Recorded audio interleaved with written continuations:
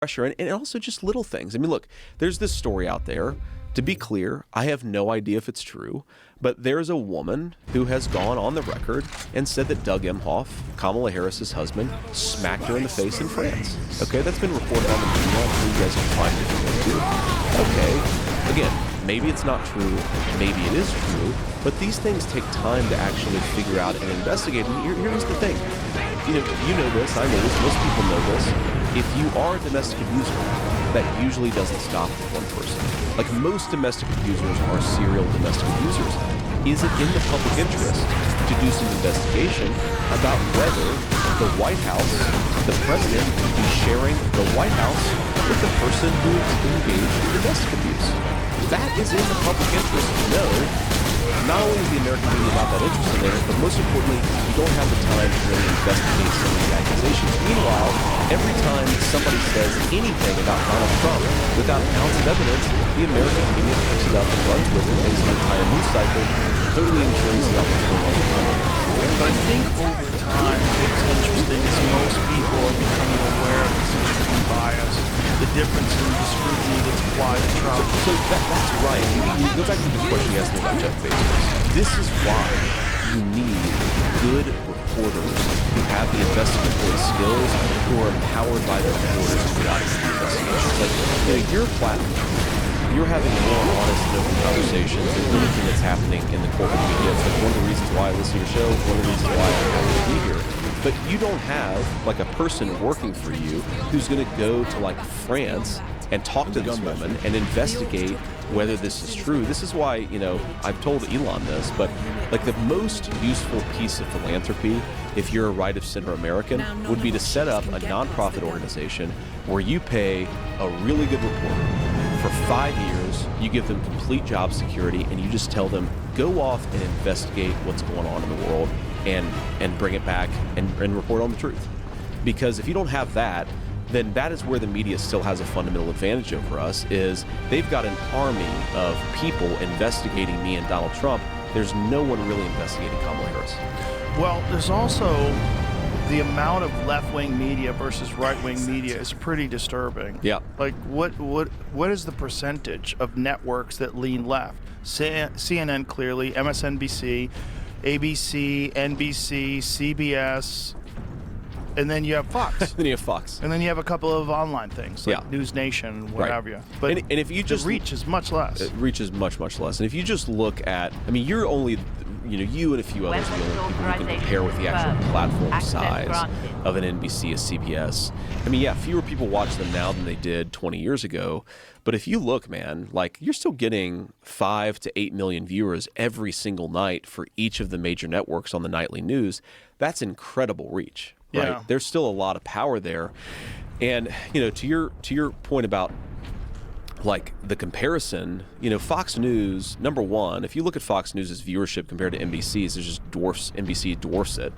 But more importantly, in some ways, is Fox News, which I do think is very important, but yeah, they have a right of center bias, certainly, I will admit that. But if you look at how much Fox News is covering the left fairly versus the right, it's much more balanced than like an NBC. That's where the orcs right? breached Like the gun NBC battery. would never have We haven't an been able to interview make it with inside Donald the J. wall. Trump where the journalist is asking tough questions, but is like sitting down and broadcasting Donald Trump for an hour. Fox News would do that for Kamala Harris, and they did do that for Kamala Harris, and there's a real difference there. Well, there's also like the way Brett Breyer interviewed Bear, how you say Brett it? Bear. Yeah. The way he interviewed Kamala Harris is very similar to the way he interviewed Donald Trump. Exactly. Exactly. And nobody accused him of doing anything sneaky then. No. Or no one was even angry at him then. Well, because the expectation is that you're going to interrupt and you're going to fact check and you're going to try to actually do the job of an interviewer. But the expectation is that if you touch Kamala with anything other than kid gloves, you're not allowed to do that. But I think most people are upset. It's one of the reasons why the movement is so, the movement towards Trump, they're so enthusiastic. They're so energetic. Yeah, it's because they do realize that there's this imbalance and they don't like it. And they think that the only way this is going to get fixed is someone who's a complete outsider. And you can't be more outsider than a guy who they're literally turning the judicial system against That's right. him. They're literally trying to prosecute him like a banana republic. And they're doing it over and over and over again. And they're speaking about it openly. We're going to put him in jail. We're going to lock him up. And that way we're going to bragging about it. keep him from being in the high office. ground. Well, then, you know, I use this analogy a couple times publicly, but so what's interesting to me about toddlers, and you know, I've talked with Tucker Carlson about this. Toddlers lie in a way that's very different from how everybody else lies, right? So, like, if you're telling a lie, normally, you know, hey, did you do that thing? You would say, no, somebody else did it, or they kind of qualify it a little bit. Let me give you an example. My 4-year-old, I'm a big baker. I was surprised by that, but I'm a big baker. And my 4-year-old and I are making an Oreo cake a few weeks ago. And my 4-year-old is helping me. He likes to help me out a lot when I bake. And I go to the bathroom, and the Oreos that we're supposed to put in the Oreo cake, like crumble them up and put them in the cake, like half of them are gone when I get back. And I'm like, buddy, what happened to the Oreos? And he looks at me, and without a hint of irony or shame, he says, I didn't eat the Oreos, you did. Right?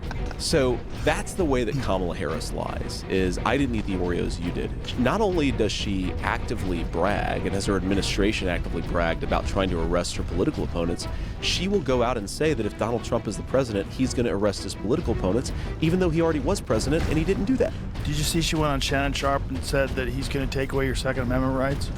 It's crazy. The person who literally wants to confiscate firearms, Kamala Harris, is saying that Donald Trump wants to take away your Second Amendment rights. Dude, the thing that, okay, do you know who Steve Bannon is? Yes. Okay, fascinating guy. Didn't he just get out? He got out of prison yesterday. They have the audacity to say Donald Trump wants to jail his political opponents. Steve Bannon just got out of prison after a 4-year prison sentence yesterday. And by the way, do you know what he was put in jail for? Do you know the actual charge? No. Contempt of Congress. Eric Holder, who was Obama's attorney general, was found in contempt of Congress, or at least was, you know, there was, Congress found him in contempt. It was never litigated. He was never tried to put in jail. There was no court case around it. The contempt of Congress that Steve Bannon engaged in is that the J6 committee, or one of these, you know, banana republic committees from the congressional Democrats, they issued him a subpoena. He, under the advice of his lawyers, felt that he couldn't actually respond to the subpoena because executive privilege applied. They held him in contempt of Congress, and they threw him in prison for it. A charge that has been levied against multiple Democrats. Republicans never tried to throw anybody in prison against it, over it. Steve Bannon just got out of prison.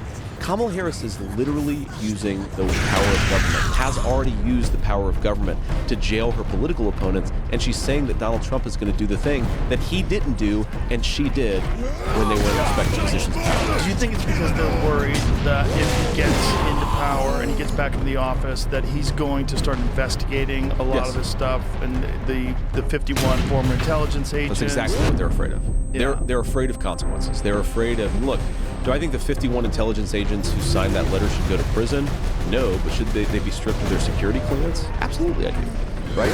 They lied. They used their position of authority and lied to the American people about something that was in the national interest. If there are no consequences for that, then what are we doing? And they're probably very concerned with a trial that's going to reveal what the elements of that particular story really were. Like there's a lot of corruption there. There are, I'm sure, higher ups. There are people who said one thing in public but said something else in private.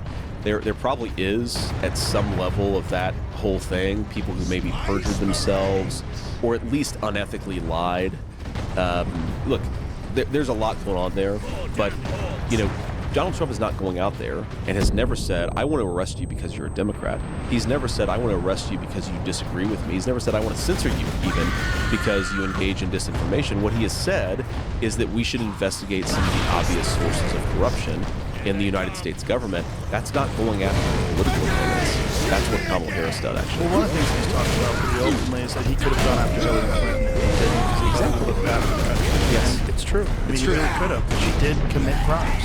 The FBI, a Democrat who's supporting Kamala Harris, said that she committed, I think, not just crimes, but maybe felonies. She committed felonies, and what Donald Trump did is said, you know what, it's bad for the country. A lot of my voters would love me to prosecute Hillary Clinton, but it's bad for the country, so I'm not going to do it. That is the exact opposite, of course, of what Kamala Harris and Joe Biden have done. And again, the media, it's a total upside-down universe where they accuse us of doing the very things that they've done themselves. It's really good gaslighting. So there's a bunch of things that people are deeply concerned with in this country. And it seems like for men, it's the economy. That seems like the primary thing that people are concerned with. And it seems like for a lot of women, it's abortion.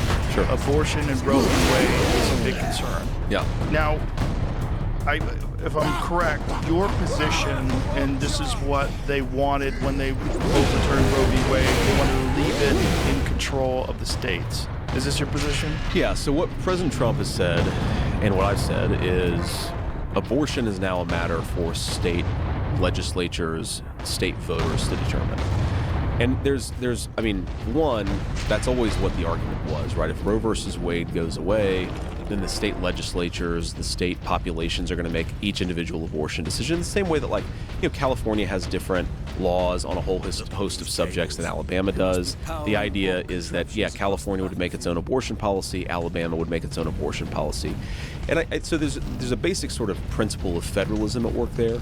But I also think that, you know, knowing Donald Trump well, I think he's motivated also by a desire for us to just stop having a culture war over this particular issue and to let the voters in these states make these decisions while the national government focuses on things like lowering the cost of groceries and lowering the cost of housing and securing the southern border.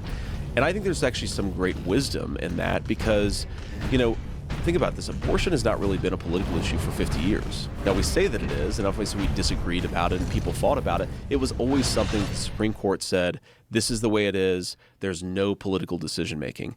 Every European nation has made abortion policy democratically. And that's what Donald Trump is saying. Do what every European nation has done. Let the voters decide what their abortion policy is going to be. And we're going to focus the national government on different things. And I say this as somebody who, you know, like, I genuinely, you know, want people to choose life. And I'm, you know, a big believer in families, and I think, you know, having children has been like a revelatory experience for me, and I want our country to be more pro-family, more pro-child.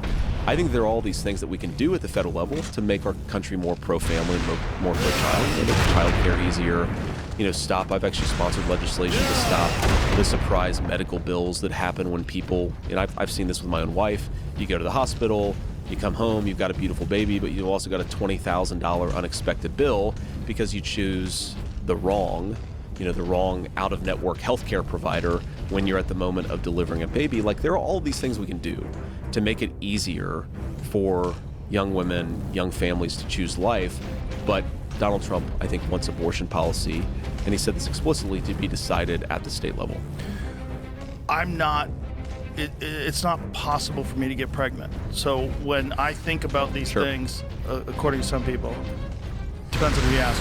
But I think when you talk... You get with the 21st century, man. It's possible for a man to get pregnant now. For most people, I think one of the issues is, or for a lot of people, one of the issues is that men are making decisions for what women can and can't do. I hear that. And one of the more concerning aspects of this is, like, say if you live in a state like Texas, where there's a limit to when you can get an abortion. I think it's like 6 weeks, which a lot of people think at that point in time, you can't even tell whether or not you're pregnant. And this puts a lot of women in, like, very vulnerable positions. And then there's this thought that they could go to another state where it is legal and have an abortion, but they could be possibly prosecuted for that in their state. That's concerning to me, that we can make, if there's a place in the country where it's legal to have a medical procedure, and you live in a state where it's not legal, that your state can decide what you can and can't do with your body, which is essentially based on a religious idea. And a lot of I'm not criticizing it one way or another, but I'm saying that a lot of what this choose life thing is about, that life is precious and life is sacred and life begins with the moment of conception. And some people agree with this, but other people disagree with this. And it seems to be a lot of it is based in religion. My concern is using that to dictate whether or not a person can legally travel to another state. I don't think the government should be monitoring where you travel or what you do when you travel, as long as that thing is legal. And I'm concerned with this idea that you could be prosecuted for it in your state for doing something that's legal somewhere else.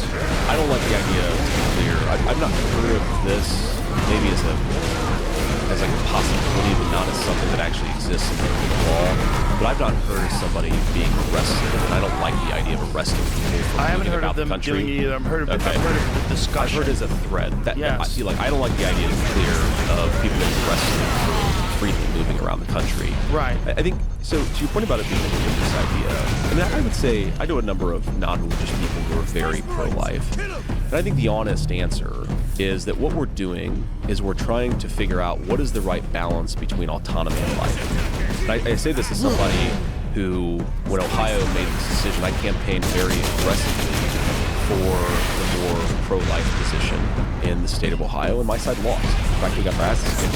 We lost 60-40. And I took some learning from that. I think that one of the things that I took as a learning, as a guy who cares about this issue, is Republicans, we've got to earn the people's trust, because they don't trust the idea that when we say that we're pro-family, we don't just mean pro-birth. A lot of people say you're pro-birth, but you're not actually pro-family. And I think there's a lot that we can do as Republicans to try to earn back the trust of the American people. But if I'm trying to represent as fairly as I can the pro-choice and the pro-life position, here's what I think is really going on, is you have something.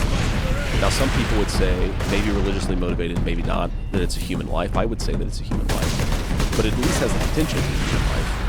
And then on the other hand, you have, again, if we really recognize this, you have a woman who wants to make a choice about what she wants to do with her own body.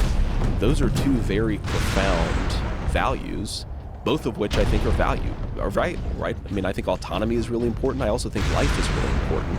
And what we're trying to talk about fundamentally, I think, again, I'm trying to be fair to both sides here, is to balance the interest in life against the interest in autonomy. And I think that the way to do that, at least my view, is to let the American people debate and talk about and argue about this issue and come to this decision on a state-by-state basis. And again, California, Florida, Ohio, Alabama, we're all have different solutions to this particular problem. But that's what we're trying to do, right? People like me are trying to say, look, I think life really matters. And other people are trying to say, I think autonomy really matters. And the truth is that 95% of Americans would probably say there's some way to strike a balance in the middle. Where most of Europe has ended up. And it's actually striking that Europe, again, is a more socially liberal place than America. Almost every place in Europe has ended up effectively where late-term abortion outside of cases of medical necessity is banned outright. And then, early stage abortion is allowed. That's how most societies that democratically settle on this, that's how they strike the balance. I think my attitude is, I'm running for vice president. I'm not trying to tell you how to strike the right balance, but we want to preserve the right of states to make these decisions. I think what people are afraid of is men telling women what they can and can't do. That's the autonomy value. Yeah. I get it, man. Yeah. I get it. And I think that there is a very real and valid argument here that autonomy should take precedence here. But I also think, if we're being honest, there is an argument that life matters too. And that's the balance that people are trying to strike. It's very complex, and It's people super don't want to complicated. look at it that way. I always discuss, when I talk about abortion, I say it's one of these very human issues where That's it's right. very strange, where most people think, like, at the moment of conception, if you could just remove those cells and keep them from multiplying, that's less bad than if you wait 6 months. Right. Like, almost everybody would agree to that. So what are we doing then? Like, Right. Bill Burr has a great bit about it. Yeah, You see Bill Burr's bit? it's a very good bit. Fantastic. And there is a moral intuition there that obviously, like, something that looks and feels like a baby is more valuable than something that's just Something that has a on heartbeat, love. you Something can that has a see. heartbeat, sure. But I think it's just hard, right? Because it's not clear to me philosophically where you draw the line here? It's a very hard question to figure out, and I think that's why people debate it and disagree about it so vociferously. But it's interesting, man. The thing that I find, again, as a person who leans more in the pro-life side of this debate, is, okay, so you will sometimes hear people on the left say, well, late-term abortion doesn't happen. Well, there's an organization called the Guttmacher Institute. It's a pro-choice organization. It's a abortion rights organization. And they found that there are approximately, I think it's 12,000 abortions that happen in the second half of pregnancy. So this is past 20 weeks. Maybe it's even past 22 weeks. About 12,000 abortions past 22 weeks, okay? They also found that of those, 8,000 of them are purely elective. There's no medical necessity. There's no, the baby has some genetic abnormality. It's just pure elective late-term abortion. I don't know how we can't get consensus that is not good. Right. But come on. And in fact, especially when it's not a medical necessity. Exactly. Every European nation has gotten to that point where you say, okay, 8,000 late-term abortions, come on. But again, it's not my decision as the vice president, and that's not President Trump's views, vary against a national abortion ban, because he wants this debate to happen organically and democratically. And I think that's kind of our attitude to this. Now, you're right. Again, there is a balance to strike here, but usually in American society, we recognize that the way to strike that balance is to debate it as citizens and not to have lawyers and judges make these determinations for us. Believe it or not, Joe Biden had one of the most watched debates a long time ago, back when his brain was a drug. And he said abortion should be safe, legal, and rare. Well, that was my grandmother. Right, that was my grandmother. And I do think that there's something that is really weird about this whole debate where, thank God, to be clear, this is not the gross majority of our pro-choice citizens, but you do sometimes see people, they'll go on TikTok and they'll celebrate having an abortion. Yeah. I've known many women, usually when I was younger, who chose to have abortions because they felt like they didn't have any other options. And I don't judge them. I think that a lot of them just felt like they were completely trapped, and they made the decision that was ultimately right for them. Again, my argument is we need to try to gain those women's trust back. Because clearly the Republican Party on this issue has lost a lot of trust, but none of them were baking birthday cakes and posting about it afterwards. Right. They recognize that this is a medical procedure, and this is, something that they felt they had to do, but celebrating something like that is just bizarre to me. And I'm much more comfortable with the people who say safe, legal, rare than I am with the people who say let's shout our abortion from the rooftops. Well, it's just this rebellion thing, and it's also rebellion. Right. The concept in the zeitgeist is that abortion had always been, Roe v. Wade had always been the law of the land, and then all of a sudden that was taken away, and you have these religious men who are trying to dictate what women can and can't do with their bodies. Yeah. No, look, I mean, again, I understand that. I understand the pushback against that, but I think you can go, with so many other issues, you can go way too far about it, and it becomes trying to celebrate something that at the very best, if you grant, I think, every argument of the pro-choice side, it is a neutral thing, not something to be celebrated. I think there's very few people that are celebrating those. It's just the extreme 100% weirdos, the TikTok Well, but it's people. It's like everything, right? Where right. And I try, this is something that is dangerous about social media, is the danger of social media with me is not, to me, that I live in my own echo chamber and just have views reinforced. The danger is that I'm only exposed to the crazy people on the other side, right, who make it easier for me to adopt my own worldview because I'm saying, oh, it's just people celebrating.